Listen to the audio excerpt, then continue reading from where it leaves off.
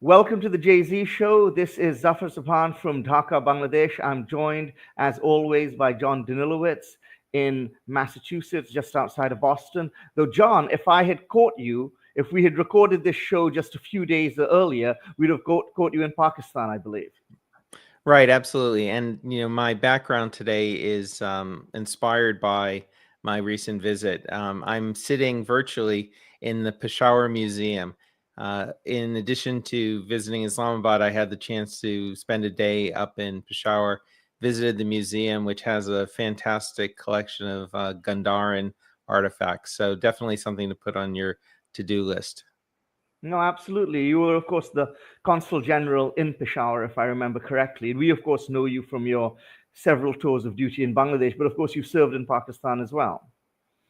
Right. And, I was actually in Pakistan as part of a group looking at ways to promote regional cooperation in South Asia, taking advantage of some of the changes in the region, not the least of which was in Bangladesh, but also changes in Sri Lanka and Nepal, and to look for ways at a subnational level, at not state to state level, but people to people, how the people of South Asia can work together to address some of their common challenges.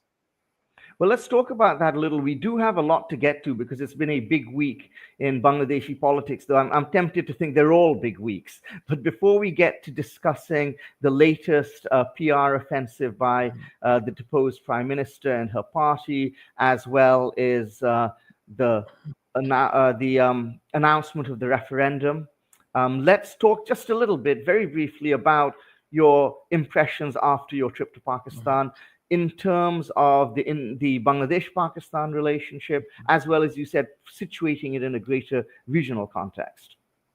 Sure. Well, I was in Pakistan in part to attend the Sustainable Development Conference that took place. And there was a Bangladeshi delegation led by the Environment Advisor, Syeda Rizwana Hassan, who made some news while she was in Pakistan announcing efforts by the two governments to facilitate visas and to establish direct flights. But to link the two, I was part of the team that went to Pakistan because of my interest and expertise in Bangladesh. And one of the things that struck me during my time in Pakistan was how much interest there was from my Pakistani interlocutors about what had been happening in Bangladesh. And it just reinforced to me that one of the real challenges to greater regional integration and cooperation is, frankly, just the lack of information and, in some ways, the ignorance. Even though the countries have shared histories and geographic proximity, there are many Bangladeshis who have never been to Pakistan, many Pakistanis who have never been to Bangladesh, and even the interaction with people from the other country is limited. So I think one of the first obstacles to overcome is just greater understanding of what's happening in other countries in the region. Yeah, no, absolutely. I myself was part of a webcast last week organized by the LSE, which was about Bangladesh-Pakistan ties. We were joined by Aisha Siddiqa, who's a very well-known and respected Pakistani scholar and writer, and Lisa Curtis, who you perhaps know from formerly of the State Department, and again working in a think tank in DC. And one of the things which I had mentioned was that conversation we had, or these conversations you're having, were not conversations we could have had probably any time over the last 15 years. And so that space has now opened up in a way that it didn't exist before for these person-to-person contacts. I remember Dhaka Tribune, we were the lead sponsor of the Dhaka Lit Fest, and we were never able to get Pakistani writers to come to the Lit Fest because you simply couldn't secure visas from them. We were able to get people like Kamala Shamsi and Muhammad Hanif to come, but they came from London, and they, in their capacity as sort of British Pakistanis, and it was wonderful to have them there. But to get someone actually to come from Pakistan on a Pakistani passport was not possible. Right. No, absolutely. And the other theme that came out during my discussions in Islamabad, which resonates when I think about Bangladesh, is again the focus on young people, on Gen Z. Part of the reason why events transpired in Bangladesh and Nepal the way they did was because young people didn't have a seat at the table. They didn't think that they had a voice, so they found a way to express their views. And particularly as the region looks at dealing with some of these challenges, these younger people are going to inherit these challenges, and they should have a role in helping to decide how to address them. So again, there was a lot of resonance. I think there's a lot of potential, but obviously, a lot's been going on in Bangladesh over these last couple of weeks as well. And as you mentioned, I think the yin and the yang, as it were on the one hand, the developments regarding the referendum and the July Charter implementation, and then on the other hand, the public relations blitz from Sheikh Hasina and her allies. So again, two very different views of Bangladesh's future. Yeah, no, absolutely. And I think, segueing from what we were just talking about, what is interesting to me is, you can't really talk about Bangladesh Pakistan relations, or indeed regional relations, without recourse to India. That is kind of the elephant in the room. They are, it has to be part of that conversation. What is interesting to me is that in terms of it's very interesting. So of course there has been this PR blitz, the many interviews undertaken by Sheikh Hasina, also interviews undertaken by former ministers. I think the education minister had an interview with RTTV, and I've seen a lot of communication, strategic communication online on Twitter, Facebook, and the like. And the interesting thing is, of course, this has been joined by the entire sort of Indian Twitter sphere, if that's the word. So it's not just an isolated PR blitz by the Awami League. It seems very much as though it is coordinated and has the support of New Delhi. Yeah, no, absolutely. And then it bleeds over, obviously, into other maybe more respected news outlets. And certainly, we've seen recently reporting from the BBC, Al Jazeera, Financial Times, and others. But just to step back for a moment and looking at Sheikh Hasina's communications, you're a journalist. I'm not a journalist. As a journalist, what do you think of these, quote unquote, interviews that are really just emailed responses from a principal that, in all likelihood, weren't even written by that person? I mean, I think both you and I have spent enough time with Sheikh Hasina to realize that the words that came out in her interviews are not words that she would actually use, or maybe are even capable of expressing. So obviously, there's some spin going on here. But how do you approach that as a journalist? I mean, it is an interesting subject, and of course, there's been a lot of discussion and debate here in Bangladesh as to the appropriateness of platforming someone like Sheikh Hasina at all. I personally think that you should platform, and that you should take these interviews, and that not interviewing someone is not really a very productive way forward for a news organization to go. But you raise a very good issue.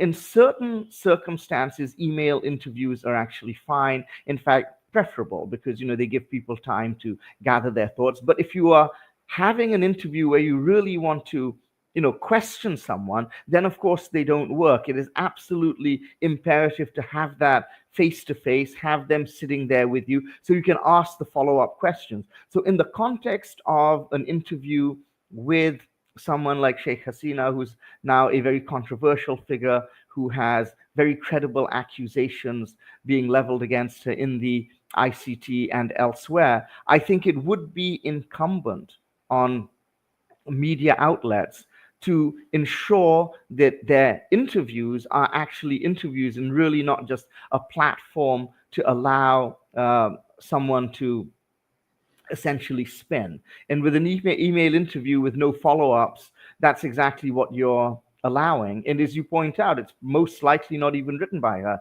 It's mostly likely written by an extremely skilled PR team. So to what level you can even consider that an interview remains an open question. And in the past, Sheikh Hasina has given one-on-one interviews, tough ones as well. So I certainly think that if I were BBC, if I were The Independent, if I were any of these other reputable media organizations, I'd have dug in and said, look, we'd be very happy to interview you, but it does need to be one-on-one, and it does need to be face-to-face. I think that's important in this context.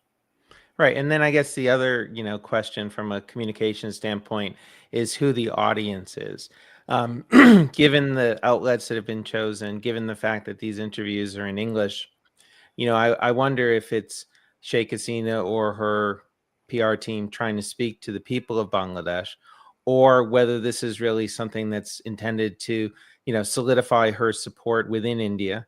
And certainly in other communication, like, for example, after the bombing at the Red Fort in New Delhi, Sheikh Hasina came out and declared this, state-sponsored terrorism before the Indian government even did. So she was Yeah. quick to try to ingratiate herself. And then obviously there's the broader international audience with the ICT verdicts coming up, with elections looming.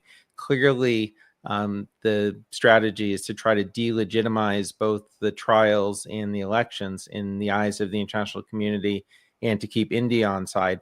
But I'm wondering how much of this at all trickles through to, the average Bangladeshi who is, perhaps, not necessarily paying attention to those media outlets. No, I mean, I think that's correct. This is, it's kind of these two parallel universes operating. What's interesting to me, again, monitoring Indian Twitter, is that the whole of Indian Twitter, all through the 13th and the 14th, was filled with fake videos of unrest and massive demonstrations the length and breadth of Bangladesh.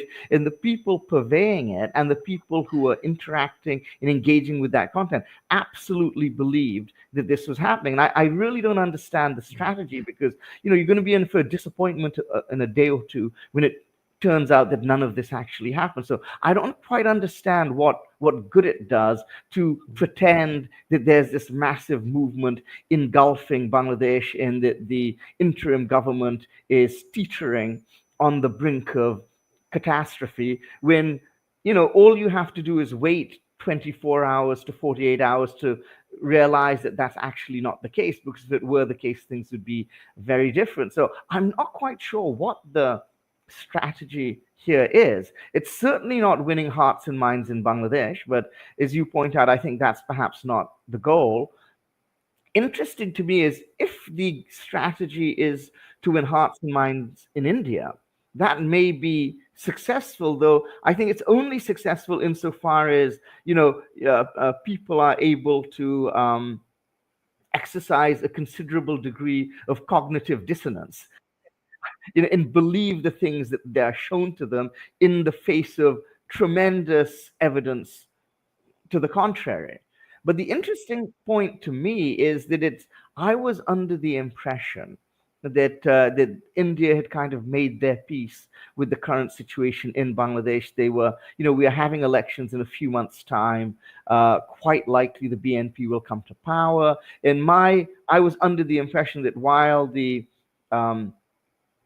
India had not necessarily made its peace with the interim government for complicated and mysterious reasons, I would say, that after elections that things would go somewhat back to normal. Now it seems as though that strategy has been binned to a certain extent, and they're doubling down on their support for the Awami League. I really don't know what their goal is in terms of whether they would like to see the upcoming elections discredited and delegitimized, but I can't imagine that is in anyone's interest, least of all in. I really don't understand what the play here is.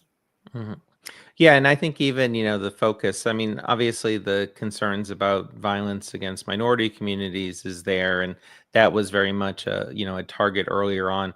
I think though in the current context, particularly with India-Pakistan tensions, the argument that Hasina and her supporters are making again is the issue of, support for terrorism, and that, saying that the Awami League is tough on terrorism. The interim government and presumably a successor would be, less focused on that issue, and that directly affects India's interests. What's interesting, though, is while that argument may or may not be gaining traction in India, I don't think it's having any traction internationally. I Yeah. noted, for example, the European Union just came out with a strong statement in support of the interim government. The United States, other key partners continue to provide support. So I don't think the Awami League messaging is getting traction overseas, but the interim government itself isn't necessarily trying to counter that by having their own PR operation. I don't see a lot of interaction from, whether it's Professor Yunus or other key members of the government with international media. So in a sense, it's the two sides are playing in two different fields. Yeah, it seems to me, and when I talk to people in the interim government, I certainly get this impression, is that they feel that a lot of this, what is going on in the media, in social media, is largely noise. And they feel that as long as they are um, uh, communicating, where it needs to be communicated. So, for instance, inside of Bangladesh, they feel that things are very good at the ground level. So they don't really care too much what everyone is talking about, the chatterati on talk shows and on social media. Similarly, internationally, I think they feel that they're doing very well in terms of their relationships with the diplomatic community in Bangladesh and then the greater global community. And I was told that this is one of the reasons that a lot of people have criticized Professor Yunus's globetrotting, but they said, well, look, the globetrotting is important because it helps get the message out. That's their way of messaging, have him, one-to-one meetings with other global leaders, and they feel that that's the strategy they're pursuing rather than this kind of media blitz. And and I think they feel quite happy with it. They feel that a lot of this it's irritating, it's annoying, but they don't ultimately feel that it is or will be effective. On that point, let's talk a little bit about there is a lot going on in Bangladesh. We just had the chief advisor announce the referendum, which really is kind of the final piece of the puzzle in the institutionalization of the July Charter. It was a little complicated, but I think I follow it. What do you make of the direction in which the interim government is going on this issue? Yeah, no, it's been, tough to kind of put all the pieces together. When Professor Yunus, announced, maybe 10 days or so back that he was leaving it up to the parties to come up with a compromise solution, and he gave them 7 days to do that. I initially, was wondering why the interim government was stepping back. But again, I think in retrospect now, they were probably just giving everyone some breathing space, knowing that the parties themselves would never come up with something. So at the end of the day, appropriately, the interim government had to choose. And I think what came out in Professor Yunus's statement was a classic compromise. Everyone got a little of something. Nobody got everything they looked for. Everyone's equally happy or equally unhappy. And ultimately, the voters will get their say, both on the referendum and the July Charter, as well as, the candidates for the election. So I think, all things being equal, it probably worked out just about as well as it could have. And while there's been some, harping from different political actors, nobody has, taken the ball and walked away. They all are remaining in the game. So I think we're kind of moving along that path. Yeah, I mean, I think the key observation there is that it went as well as could have been hoped for. I cannot imagine another outcome or another result which would have been more workable than what we have ended up with. As you say, a good compromise leaves everyone mad. You can't give everyone everything, but then you can't also lean towards one side or the other. And I think, in that sense, the final formation of how things are going to happen has been, I think everyone can live with it. And I think we're seeing that. I think everyone is grudgingly coming to the table. I think we will have elections. I think they made a good decision to have the referendum on the date of the election. I think having it prior to the election would have been extremely costly, too logistically cumbersome, and three, to create a sort of unnecessary complications, you see.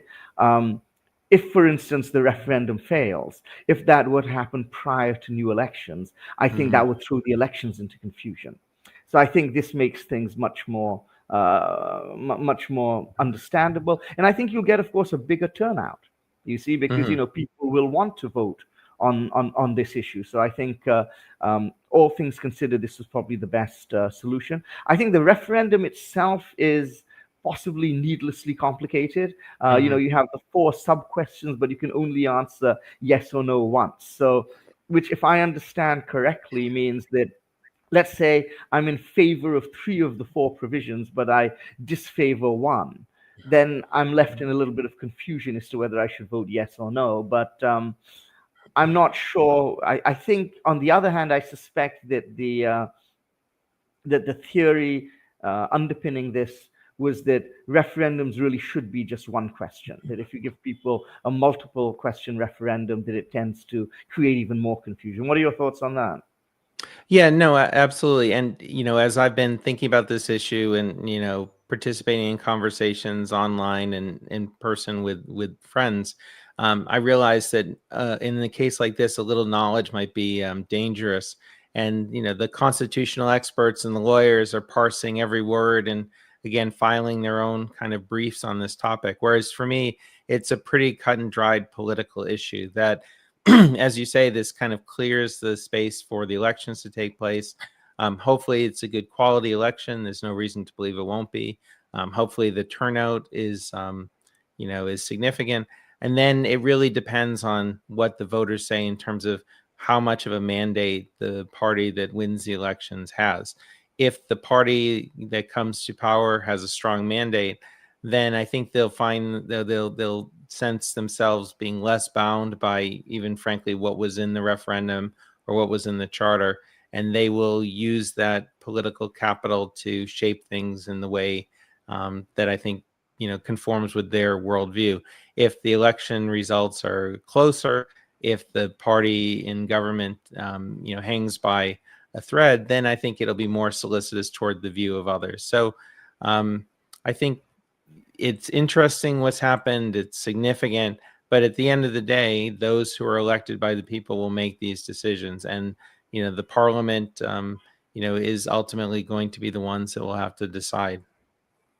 Yeah, and at the end of the day, it really doesn't matter what is in the referendum and what was in the apps in the wording, because it's not even clear from a legal perspective to what extent this can in fact bind the hands of the incoming government, which I think again was something which was recognized by the Consensus Commission and recognized by the interim government. That basically moving forward, you do need buy-in of the political parties, which is why I think they spent so much time sitting with the political parties and getting much of their buy-in. I think what is really necessary in terms of change is that it also puts the onus on us, the voters, the Bangladeshi public, to actually hold our elected representatives' feet to the fire. Because this is something, of course, which has never happened in the past, and perhaps we've not felt empowered enough to do so in the past. I mean, all political parties have a manifesto before they go into an election. And then if you, of course, you look and see to what extent do these manifestos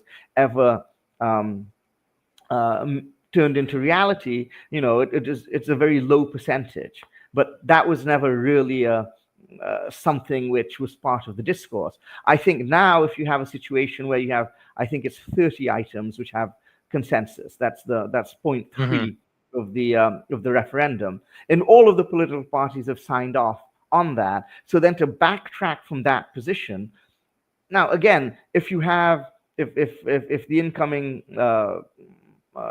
ruling party has a massive mandate and a massive majority, it'll be easier for them to backtrack from this. Nevertheless, it remains a commitment they have made to the Bangladeshi people, and now it's upon us to make sure that they follow through. And I do think that is the great change which has been wrought in Bangladesh by the July uprising. I think that we now understand that as citizens we have rights, and we do not have to accept. And I think part of the problem over the last 15 years, even you could say the last 52 years of Bangladeshi political history, is that we have been too accepting of misgovernance and malgovernance by our rulers. And I think that has changed. And so I think these will be commitments, which there will be a lot of pressure on whoever is in power to follow through. I thought it's the point 4 of the referendum is quite elegantly phrased, because it's not really binding. It says that each political party will be bound to follow through based on their commitments. And in a sense that means everything and it means nothing. So but again, if because different political parties have they have had notes of dissent, they have different points of view, but at the end of the day each of them has made a certain commitment. They may be different commitments. NCP may have made a certain commitment, BNP may have made another, Jamaat may have made another, but commitments they have made. And so then this is hopefully I don't know, an instrument by which we can hold their feet to the fire. So let's see if that happens. I think, of course, before we get there, the real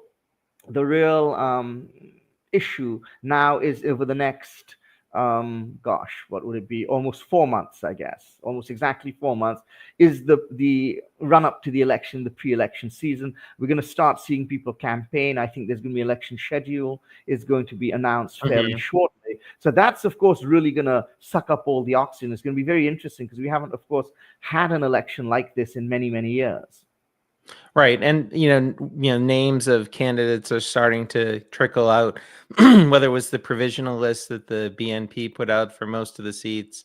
The Jamaat has announced its candidates. The NCP process is a little slower, but again, names are starting to emerge. I think, the big question for this election is how much this election is going to be based on people's desire for change. So in some ways, the yes or no vote on the referendum is yes or no in terms of change. The candidates themselves, even within the parties, some are candidates of change. They're newer candidates, non-traditional candidates. Some are definitely the old guard, familiar faces. And the candidates matter. Campaigns should matter. And, as an American, I've watched, what's happened in New York City with the Zohran Mamdani phenomenon. I mean, nobody would have anticipated that he would become the mayor of New York. Certainly not when he started this journey, but he tapped into something that was part of the zeitgeist at this moment, and he mobilized young people, he mobilized non-traditional voters, he mobilized immigrant communities, and the status quo candidates, despite all of their resources, name recognition, money, weren't able to, stop that groundswell. And in fact, it ended up becoming a negative. Being the status quo candidate and being the candidate of the billionaires didn't stand up to being, the candidate who connected at the grassroots. So again, I know Bangladeshi politics is different from New York politics, even though we had a lot of Bangladeshis campaigning for Mamdani in New York. But it'll be interesting to see, given all this happened in Bangladesh over the last, 18 months, how much energy there is for something new when it comes to elections. Now, I think that's entirely right. And I think to the extent that the mainstream political parties who are participating, for instance, the BNP or the Jamaat, are successful, it's to the extent that they are able to portray themselves as, in fact, new. And I think this, for instance, the BNP specifically, this is the big challenge. On the one hand, they've been out of power for 15 years, and they say, well, we have been chastened by our time in opposition. This is a new BNP. We've been listening, we have learnt. But with a certain section of the voters, they may say, well, this is one of the two big parties with the duopoly of Bangladeshi politics, and really they're the other side of the same coin. So that is really, and I think the success they have in dispelling that image of themselves is really what is going to determine their success. I think the more successful they are, the more seats they'll get. Otherwise, we will see that change constituency, that change vote going to the Jamaat and the NCP. More the Jamaat than the NCP, interestingly, because if you've seen this in the student council elections, which we had in the past few months, is the Jamaat have very successfully been able to portray themselves as the party of change. And I think it's a very clever positioning by themselves, and they've really kind of stolen a march on the NCP, because of course the NCP should have been able to project themselves in that way. But of course, in the student council elections, having a very sophisticated and old political apparatus does help. It's possible that in the national elections, we'll see something a little bit different, and we'll see the NCP surprise us if they are able to tap into this very palpable hunger which exists. And I think you're right. It's not just in Bangladesh. We've seen it all over the world, including most recently in New York. But I think it is very much here in Bangladesh. And so it's going to be very fascinating to see what actually happens in the upcoming election. Right. And when it comes to the referendum happening at the same time, this is, I think, a dilemma for the political parties, particularly if any political party decides that it's going to take the position of a no vote on the referendum and incorporates that into their campaign. It might be difficult for a candidate if people want change. They're trying to position themselves as the candidate of change, but a no vote is seen as a vote for the status quo. So again, I'm not sure any of the parties have really come out and said this is our party position on the referendum. But you've definitely seen individuals from the different parties maybe freelancing and floating Yeah. a position one way or the other. And then, you'll have to have the question of, party discipline. And then, of course, the other huge issue is going to be, Tariq Rahman's eventual return to Bangladesh and, how he sets the tone for his party. So, again, all of this is coming in the relatively near future, I guess, the next probably few weeks.